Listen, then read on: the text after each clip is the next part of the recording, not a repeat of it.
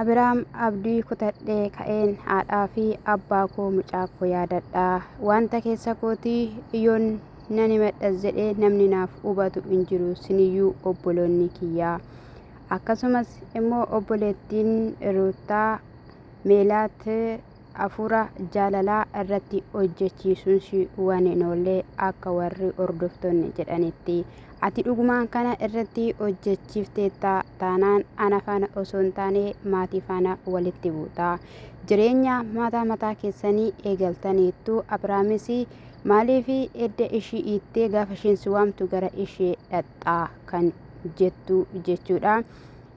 Daawitis immoo yookiin Deef jechuudha. Nuti yaada kee hubachuu dhiisnee osoo hin taane jaalalli keessan kaleessaa egaa akkasii walitti deebitanii mucaa keessan guddifattanii jenneeti.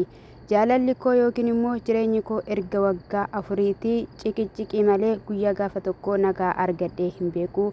Sanarraan kan ka'e Waaqayyo wajjiniinis haasa'uudhaaf yaalii yeroon hin godhutti imimmaantu na qabaa nan bu'aa baay'ee na yaada. Sanarraan kan ka'e abdii kutannaa keessa galeedha.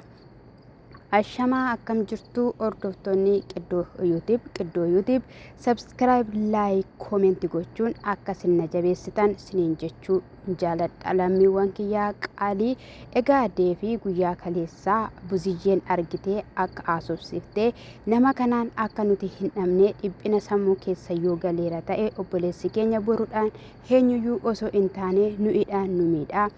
Ruutaan yaada mataa isheetiiti jireenya ishee akka barbaaddetti gaggeessitu jechuun akka isheen itti dubbatte ni yaadattu. Sanarraan kan ka'e bilbilasii yeroo wajjiniin haasa'u homaa seeradhaan natti hin haasa'u. Innaan qaamaan arges immoo Abiraam durii miti. Abiraam durii barbaade nan dhabe. Viidiyoo isaa keessa seenee nan ilaala. Yeroon keessa seenee ilaaluu amma waan dhiphinaan qabame natti fakkaata. Isa kanaafiyyuu sin fuulduratti maalidha yaadni isaa karoorri isaa kan jedhuudhaa fi waameetu jira jedhee jechuudha. Egaa sana duratti hin dhufe jechuudha. Yeroo inni dhufe jedhu maalidha Abirahaamii namoonni baay'een waa'ee kee gadduu hin bilbiluu. Isa kanaafiyyuu jenna waan hundumayyuu wanta keessa kee jiru himattee hin dandeessu. Namanitti madhusi hin qabu. Garuummoo baay'ee tokkoon haalota garaagaraadhaan dhiphina keessadha kan ani jiru. Wanti ani dabarses gaafa tokko nagaatti jiraadhee boqodhee gaafan ani jedhe wanti na jeequ wanti haarawaan hin ka'a. Keessa darbe gaafan jedhe ammas deebi'eetu natti ka'a. Maaliif kun hundumtuu akka na mudachaa jiru waan hin beeku hin qabu. Umaammoo namni yaada kiyyaa fi haalaan keessa jiru bira naaf ga'es hin jiru. Kan inni jechaatoo jiru jechuudha. Egaa dhugaa dubbachuudhaa fi dhugaadha. Erga gaafa Ruutaan jaalalaa gaafattee yeroo tokko nagaa gaafa ta'an yeroo tokko jeequmsadha. Har'a illee dhiisuu hin dandeenye sin barbaadu jedheeraani. Ishiin immoo of danda'uu hin dandeenye dhaabbachuu hin dandeenye jechuudha. Cirraashumayyuu egaa mana xonqolaa deemuu eegaltee jirti jechuudha. Isa kanadha. Namoonni baay'eenis immoo akka abilii sana shakkan ni beekama. Gaafa immoo inni sittan kaamorma keetti inni jedheen akkatti isheen akkas garagaltee kaameraatti nyaara ishee guurtee argitaniitoo jirtu jechuudha. Ishiin of hin dandeessu yoomiyyuus Abiraam jalaas hin baatu jechuudha. Dhugaa dubbachuuf baay'ee nama garramti baay'ee nama dhibdi jechuudha. Gara du'aatti hanga oofaa jirtutti jechuudha. Akka inni jechaa jirutti jechuudha. Wantoota garaagaraa keessa galuudhaaf wantoota baay'ee keessa seenuudhaaf jedheen immoo warra anaa fi ani jiraachuu kootiidhaanii jiraataniin yaadadha jedheetoo jira jechuudha. Egaa kana jechuun in ulfaatu dhugaa dubbachuuf hordoftoota namni yeroo meeqaa tarkaanfii hin taane tokko fudhatee gaafa jedhe seexanni abdii nama kutachiifteetu akkuma boonii kana jechuudha. Lafa hin taane akka hin seensifnaan dhugaa dubbachuudhaaf viidiyoo Abirahaam waggoota hedduu yookiin hangidanii jalqabe isaanumaan hordofa garuu akka har'aatti jechuudha. Matumayyuu yaadni isaas qalbiidhaan haasa'es waan ta'eef keessa koona seenee hin beeku. Dhugaa dubbachuuf baay'ee tokkoon na gaddisiise.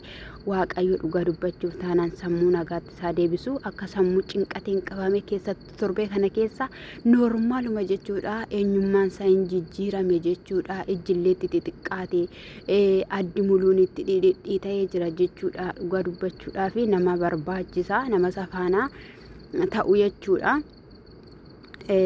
Isa kanadha dhugaa dubbachuudhaaf egaa yeroo darbe immoo haala sanaanis Hermeellaanis illee biraankii gootee yeroo itti biraankii ta'u miti yeroo itti oliif gadi bubbutamu miti jechuudha. Maaliif kan si balleessuudhaaf ka'inuma si balleessaa kan si barbadeessuudhaaf ka'inuma si barbadeessaa maaliif jennaani ruuttanarraayyuu ta'eera taanaan xiiqitu ishii guutee xiiqitu akkas ishii godha maleessaayi.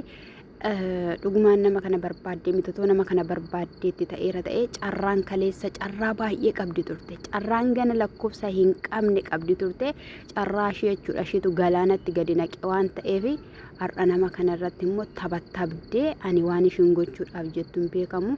Egaa abiliin kaleessaas eessa akka inni ga'ee fi maalirraa akka inni ga'e hin beekamu. Hermeellaas immoo egaa nagaadhuma jennee ni abdanna akka sababiin isaayyuu dhufee haala kanaan erga haasa'ee dhufee haala kanadhaan edda isaaf daawitiidhaaf ibsuu eegalee wanti hundumtiyyuu nagaadha jennee namannaa yoo dursisti wayii jiraachuu baateera ta'e garuu jechuudha hojiin kee galmasiif hin ga'e dhugaa dubbachuuf taanaan ruutaa damnatitti hin deemtu jechuudha. Deefisii dhiphachuu hin qabdu yeroo dhiphinni sitti dhufe ofirraa ifachuu kan si barbaachisu yaadda'uu hin qabdu. Nu itti si barbaannaa mucaan kee si barbaada yoo danda'amaa ta'eera immoo ta'e ishii faanas jaalala humtanii walitti deebitanii jiraachuu hin dandeessu.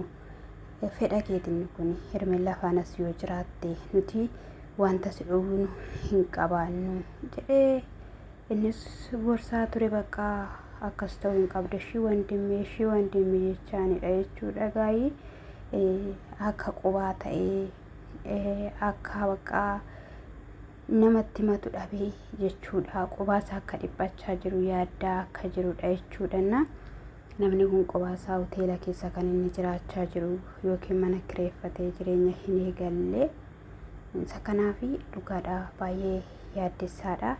Innis immoo waan baay'ee jedheeni nuti akkatti guddanne ni beektaa gaashiyyeen akkatti nu guddisee ati taphataa turte oliif gadi kaataa kokkolfaa turte viidiyoo kee ilaaliitii har'a kee immoo of ilaalii eessa jirtaa maal keessa jirtaa jedheeni bakka dhugaa dubbachuuf baay'ee dogoggorse jechuudha. Sana booda bakka innis bakka shaayii buna jennaadhani sana booda gorsa garuu meelattis immoo baay'ee tokko haasoftee Abraamittis Rootaattis yookiin walitti deebitanii nu gammachiistanii yookiin adda baatanii addan baatanii maal jechuudha. Koomentiin baay'een Abraamin keeyyatiin hin hidhatiin itti gooteetti jedhee barreeffamee nutis immoo itti yaadne dhuguma nutti fakkaate. Sababni isaayyuu edda hiitteetti ta'ee edda innis hin barbaadu jedheeni maal fuudha kennaa kennitii fi kan maaliiti kennaanii of taatee mucaashii maaliif hin guddisne maaliif asii fachi bubbutti jetteen jechuudha. Bichaa dhugaa dubbachuuf namatti dhaga'ama. Irra caalamma yeroo Abraamiif yaadamudha. Kaleessa Hermeellaadhaan jibbaa ture yoo ta'eyyuu dubartiidha miidhamuu hin qabdu. Dastitaanis miidhamaa jira. Baay'ee tokkoon gaddeetu jira. Jaarsummaan iyyuu dhufeera. Kanaafiyyuu maalidha inni ati hojjechaatu jirtu. Ati jabduu ta'uu keetti si beennaa. Lachan keessan gidduuyyuu jaalalli hin dhumanne. Kan ishiin jettee jechuudha dhugaa dubbachuudhaaf har'a sirrii haasofte dhugaa meelaati. Qaxqax gootee bagatti himtee baay'ee tokko natti toleera. Sababni isaayyuu sin barbaadu danni jedheeni ishiin xinoqqolaan ofitti deebisuudhaaf yoo xinoqqolaan har'a ofitti deebisteeyyuu boruu Mastafaa Qariinaan har'a sitti deebi'ee boruu wanta har'a si hin mudanne maaltudha jedhee jechuudha. Hin danda'eyyuu Abraam osoo anaatiin ammaraadha dhugaa dubbachuuf taanaan jechuudha. Hanciqiccikii daqiiqaa lamaayyuu hin danda'u abboo. Waggaa tokko muluu maal abboo? Iddoonni ishiin si waamtetti maal dhaqxaa jetteen? Lafa ishiin si waamtetti maaliif dhaqxaa jireenya sajjii eegaltee jetteen? Sajjii maal gochaa jirtaa jetteen dhugaa dubbachuuf taanaan jechuudha. Sirriitti himte ishii kaffaa akkoo Hermeellaa maaliif ishiin kafaana dubartii namti yaaddi waan baay'achuudha. Innaa bareedaa softeen jedhan akka kiyyatti ani yooduu isinitti baasu sagalee jechuudha. Isaaniif haraaramu waaqayyo maleessaayi. Garuu ana biraa mana gaddisiiseera jaalatanii zibbitas baay'ee tokko na gaddisiisee mucaan tuqameera bakka sammuun isaa sirrii miti qoba isaayyuu jiraachuu hin qabu dhugaa dubbachuuf furmaanni yaalaatamuu fi qaba dhugaa. Akkasiin jedhan.